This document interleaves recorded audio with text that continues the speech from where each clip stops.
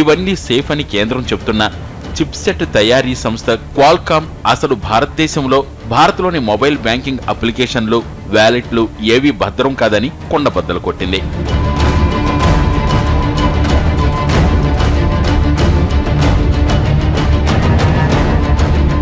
Qualcomm లెక్కల ప్రకారం దేశంలో మొబైల్ బ్యాంకింగ్ అప్లికేషన్లు కానీ, వ్యాలెట్లు కానీ ఏవి హార్డ్వేర్ లెవెల్ సెక్యూరిటీ జాగ్రత్తలు తీసుకోవటం లేదు.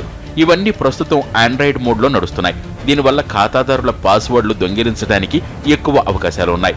అంతేకాకుండా హై సెక్యూరిటీ ఫీచర్గా భావించే ఫింగర్ ప్రింట్స్ను కూడా చోరీ చేసే అవకాశం ఉంది. దేశంలోని బాగా పేరున్న మొబైల్ అప్లికేషన్ కూడా హార్డ్వేర్ లెవెల్ సెక్యూరిటీ లేదంటోంది. అలీపే, పేపాల్, వీచాట్ పే వంటి పేరున్న గ్లోబల్ పేమెంట్ సంస్థలు అదనపు భద్రత కోసం ఇప్పటికే హార్డ్వేర్ సెక్యూరిటీకి మారిపోయాయి. దీనివల్ల మాల్వేర్లు మొబైల్ పేమెంట్ అప్లికేషన్లోకి చొరబడే అవకాశం ఉండదు. హార్డ్వేర్ లెవెల్ సెక్యూరిటీ వాడితే మోసాలకు అవకాశం తగ్గుతుంది. చిప్స్ సెట్స్లోనే జాగ్రత్తలు తీసుకుంటే చాలా వరకు మోసాలను నివారించవచ్చు. ఫోన్ ఆపరేటింగ్ సిస్టమ్ నుంచి మొబైల్ ట్రాన్సాక్షన్ను వేరు చేయాల్సి ఉంటుంది. ఈ దిశగా క్వాల్కామ్ ప్రత్యేక జాగ్రత్తలు తీసుకుంటోంది.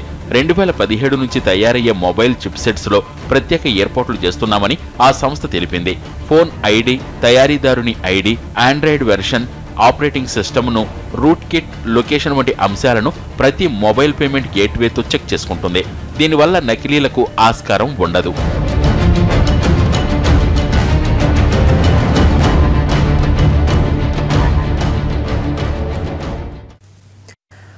నాలుగు రోజుల విరామం తర్వాత పార్లమెంట్ సమావేశాలు మళ్లీ మొదలు కాబోతున్నాయి. నోట్ల రద్దుపై ప్రభుత్వాన్ని టార్గెట్ చేసిన ప్రతిపక్షం ప్రధాని మోడీ సభకు సమాధానం ఇచ్చే వరకు ఊరుకునేదే లేదంటోంది.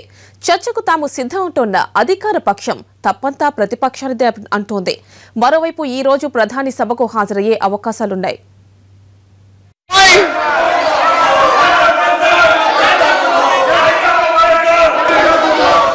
పార్లమెంటు శీతాకాల సమావేశాలు ప్రారంభమైనప్పటి నుంచి ఇదే సీన్.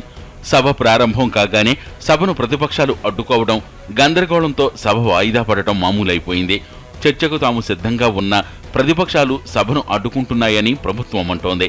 గొడవ చేస్తోంది అధికార పక్షమేనని ప్రతిపక్షం